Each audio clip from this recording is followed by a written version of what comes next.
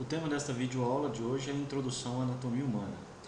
Essa aula foi ministrada ao curso técnico de enfermagem do SESUC na disciplina de Ciências Morfológicas. Por definição, anatomia, etimologicamente falando, ana é em partes, tome em cortar.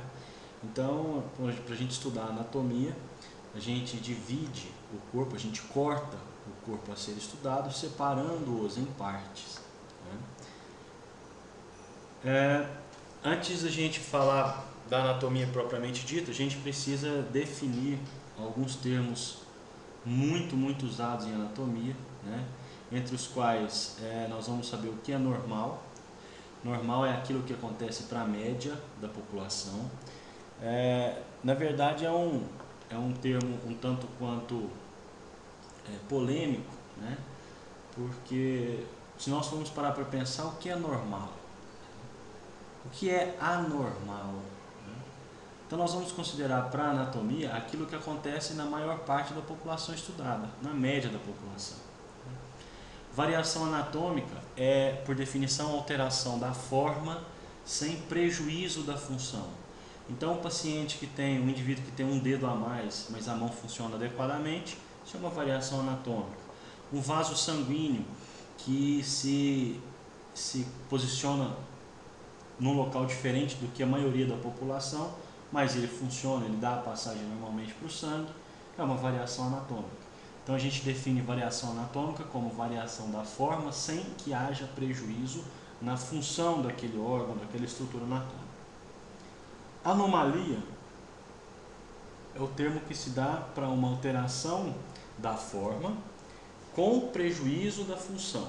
Então, houve uma alteração da forma, por exemplo, digamos que a pessoa nasce com os dedos todos interligados uns aos outros. Vai haver um prejuízo na função dessa mão, então isso é uma anomalia. E monstruosidade é uma alteração significativa da forma com prejuízo extremo da função. Então uma pessoa que nasce sem a metade, a cabeça, a metade da cabeça, uma pessoa que nasce com uma alteração extremamente grande, isso é uma monstruosidade. A gente tem a tendência na anatomia a querer estudar o organismo inteiro para saber, mas nós precisamos entender que para se chegar no organismo, tudo se inicia na célula. A célula é a unidade básica do ser humano, do ser vivo, é a célula. A um conjunto de células a gente dá o nome de tecido. Então a célula é a unidade, o conjunto de células formam o tecido. Um conjunto de tecidos forma um órgão. Um conjunto de órgãos forma um sistema. Um conjunto de sistemas forma um aparelho. Um conjunto de aparelhos forma um organismo. Então vamos lá. Eu tenho um conjunto de células epiteliais, então eu tenho um tecido epitelial. Eu tenho um conjunto de tecidos, tecido epitelial junto com tecido conjuntivo, junto com tecido muscular, eu tenho um órgão. Eu tenho um conjunto de órgãos, então eu tenho coração, tenho vasos sanguíneos, eu tenho um sistema circulatório, sistema cardiocirculatório. Eu tenho um conjunto de sistemas, então eu formo um aparelho. Um exemplo é o aparelho locomotor, que ele é formado pelo sistema esquelético, pelo sistema articular e pelo sistema muscular. Então eu tenho um aparelho. E um conjunto de aparelhos formam o organismo, que é o alvo do estudo da anatomia humana. O corpo humano, ele se divide em cabeça, pescoço, tronco e membros. O tronco é dividido em tórax, abdômen, pelve, períneo e dorso. E o corpo tem algumas cavidades, e essas cavidades contêm vísceras, entre elas a cavidade craniana, que guarda, por exemplo, o encéfalo, a cavidade torácica, onde nós temos coração e pulmão, a cavidade abdominal, onde temos as vísceras, grande parte das vísceras do trato digestório, por exemplo, e a cavidade pélvica, onde nós temos, por exemplo, o aparelho urogenital. Aqui nós estamos vendo as cavidades, então a cavidade craniana, local onde nós temos o encéfalo, a cavidade torácica, onde nós temos o pulmão, os pulmões e o coração, cavidade abdominal, das vísceras abdominais, trato digestório, grande parte dele, e aqui a cavidade pélvica, onde nós temos as cavidades do aparelho urogenital. A anatomia, para que haja uma normatização, foi descrita uma posição básica, né, de todo indivíduo a ser estudado. A gente chama isso de posição anatômica. Por definição, essa posição anatômica ela é da seguinte forma: o indivíduo ereto, né, com as pernas estendidas paralelamente, os braços estendidos ao longo do corpo, com a palma da mão voltada para a frente e a cabeça olhando ao horizonte. Então nós temos aqui a representação da posição anatômica na mulher e aqui a posição da representação anatômica no homem. Qual que é a importância de se verificar essa posição anatômica? A normatização dos estudos, para que a gente possa definir regiões anterior, posterior, lateral, medial. Para que haja essa definição, há necessariamente que tem que ser adotado uma posição básica de estudo, e essa é a posição anatômica. Aqui é a prova da importância dessa posição básica, né? A descrição dos termos de posição e direção. Então vamos lá. O que é anterior? Anterior é aquilo que está à frente, né? Então, na posição anatômica, por exemplo, a cicatriz umbilical é anterior. O mamilo do peito é anterior. E assim sucessivamente. Posterior é aquilo que está atrás, né? Por exemplo, o ânus é posterior. A escápula é um osso posterior. Então nós temos a descrição de anterior e posterior. Veja bem, na anatomia não se usa à frente, atrás, e sim anterior a, posterior a alguma coisa. Ok? Superior e inferior. Superior é aquilo que está acima de algo. Inferior é aquilo que está abaixo de algo. Então eu posso citar como exemplo: a cabeça é mais superior com relação ao tronco do que a cicatriz umbilical, que é mais inferior. Então, quando a gente quer falar algo que está acima ou algo que está abaixo, na definição anatômica a gente usa superior e inferior. Medial e lateral. Medial é aquilo que está mais próximo do centro do corpo, da linha central do corpo. Quanto mais próximo da linha central corporal, mais medial é determinada situação. Lateral, ao contrário da medial, lateral é aquilo que se afasta da linha média do corpo. Quanto mais distante a linha média, mais lateral é determinada estrutura. Intermédio. Intermédio é algo que está entre o medial e o lateral. Não é nem medial, nem na linha média e nem lateral, é intermédio. Nós vamos estudar na próxima aula, por exemplo, os cuneiformes, que são ossos do pé, né? Ossos do tarso.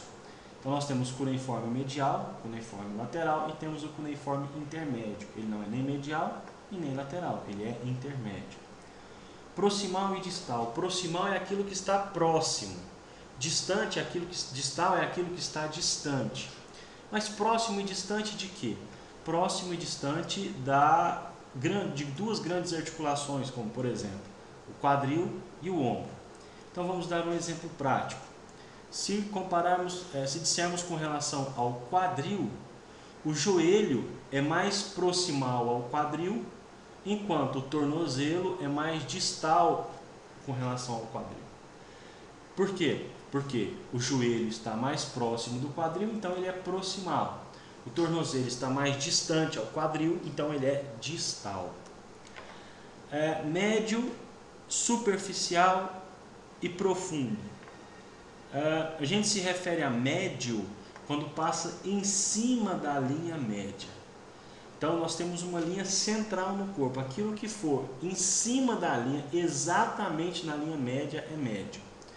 Superficial é aquilo que está na camada mais superficial, mais externa. enquanto que profundo é aquilo que está mais dentro, mais interno. Por exemplo, os pelos, né, a extremidade exterior dos pelos, a ponta exterior dos pelos do seu braço, são superficiais, enquanto a raiz do nervo é mais profunda do que o final do pelo, né? A raiz do pelo, do nervo não, do pelo é mais profunda do que a porção final. Interno e externo. Interno é aquilo que está dentro, externo aquilo que está fora, né? Então, por exemplo, o intestino é uma víscera interna ao abdômen. O mamilo é uma estrutura externa do seio ou do peito. Homolateral e contralateral. Homolateral é do mesmo lado.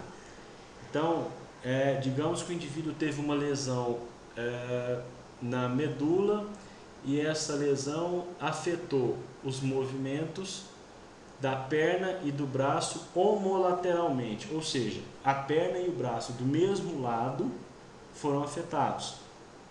Contralateral é o contrário, né? É o oposto. O indivíduo teve uma lesão no cérebro do lado esquerdo, ele vai ter uma paralisia, ele vai ter uma sequela no lado contralateral, no lado oposto ao da lesão. Oral e caudal. Oral é aquilo que está mais próximo da cabeça e caudal é aquilo que está mais distante da cabeça. Então o pé é mais caudal e, por exemplo, a boca ou o queixo é mais oral. Aqui nós temos os planos e eixos anatômicos, então nós vamos, por definição, vamos seguir a sequência que eu estou falando aqui. No plano sagital, eu tenho dois segmentos de corte, dois tipos de corte, né? O corte antero-posterior e o corte super-inferior, que vai dividir o corpo do indivíduo em metades esquerda e direita. O plano frontal, eu tenho o corte látero-lateral e super-inferior, que vai dividir o corpo do indivíduo em metade anterior e metade posterior. E o plano horizontal ou transversal, que é látero-lateral e antero-posterior, que vai dividir o corpo do indivíduo em metade superior e metade inferior. Isso aqui basta que você se lembre da aula prática que nós fizemos com relação ao uso das batatas para praticar os cortes. Ok? Será que você entendeu? Espero que sim, né? Então vamos praticar um pouquinho para a gente poder chegar a essa conclusão. Observe que aqui eu tenho uma estrutura do encéfalo e aqui eu tenho um encéfalo cortado, né? Esse encéfalo foi cortado nesse sentido, antero, posterior e super inferior, fez um corte sagital. Então esta é uma imagem de um corte sagital. Essa medula ela foi seccionada no sentido látero-lateral e antero-posterior, dividiu em metade superior e inferior e eu tenho essa imagem. Então este é um corte transversal. Este rim, na posição anatômica, foi feito um corte látero-lateral e super-inferior, dividiu em metade anterior e metade posterior, e aqui eu tenho um corte frontal. Aqui eu tenho uma M-cabeça, foi feito um corte antero-posterior e super-inferior. Este corte é um corte sagital. Gostaria de agradecer a sua atenção, espero que esta aula lhe seja útil. Para qualquer dúvida ou esclarecimento adicional, você pode utilizar o e-mail abaixo ou mesmo o Twitter. Muito obrigado, um abraço, até breve.